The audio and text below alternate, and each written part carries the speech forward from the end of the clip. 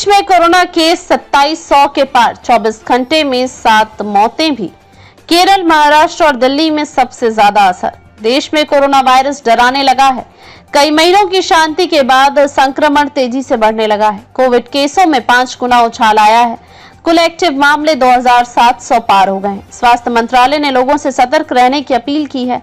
विभाग का कहना है कि फिलहाल घबराने की जरूरत नहीं है। देश में कोरोना वायरस एक बार फिर चिंता बढ़ा रहा है। स्वास्थ्य मंत्रालय के ताजा आंकड़ों के अनुसार देश में कोविड-19 के एक्टिव केसों की संख्या 2710 तक पहुंच गई है, जिसमें केरल, महाराष्ट्र और दिल्ली सबसे ज्यादा प्रभावित राज्य है। केरल में 1147 केस रिपोर्ट किए गए। उसके बाद महाराष्ट्र में 424 केस दर्ज किए गए। 30 मई की सुबह 8 बजे तक के आंकड़े के मुताबिक दिल्ली में 294 और गुजरात में 223 मरीज मिल चुके हैं। कर्नाटक और तमिलनाडु में 148 केस दर्ज किए गए हैं, जबकि पश्चिम बंगाल में 116 मामले दर्ज किए गए हैं। पिछले 24 घंटे में 7 मौतें भी दर्ज की गई हैं। इस साल के पहले 5 महीनों में मरने वालों की संख्या 22 हो गई है। पिछले 24 घंटे में महाराष्ट्र में 2 मौतें हुई हैं, जबकि दिल्ली, गुजरात, कर्नाटक, पंजाब और तमिलनाडु में एक मौत दर्ज की गई है। दिल्ली में 24 घंटे में 77 मरीज मिले। दिल्ली में 60 वर्षीय महिला की मौत हुई है। राष्ट्रीय राजधानी में 24 घंटे में 77 मरीज मिले। उसके बाद केरल में 24 घंटे में 72 और महाराष्ट्र में 34 मरीज पाए गए।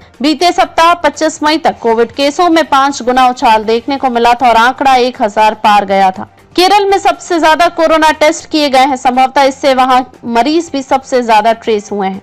मिजोरम में भी कोरोना के 2 केस सामने आए हैं। यहाँ 7 महीने बाद कोरोना के मरीज मिले। उछाल के पीछे की वजह माना जा रहा है कि ओमिक्रॉन के 2 नए सब वेरिएंट LF.7 और NB.18.1 ने टेंशन बढ़ाई है। कोरोना केसों ने अचानक हुई इस वृद्धि के लिए इन्हीं 2 वेरिएंट को जिम्मेदार बताया जा रहा है।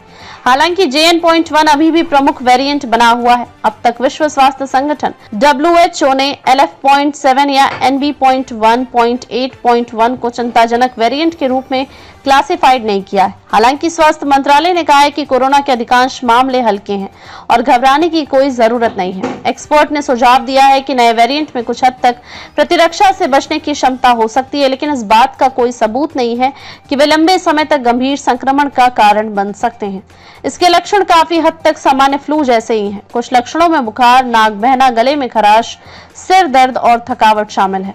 कई राज्यों ने अस्पतालों को bed, oxygen cylinder, testing kit और वैक्सीन की उपलब्धता बनाए रखने का निर्देश दिया है।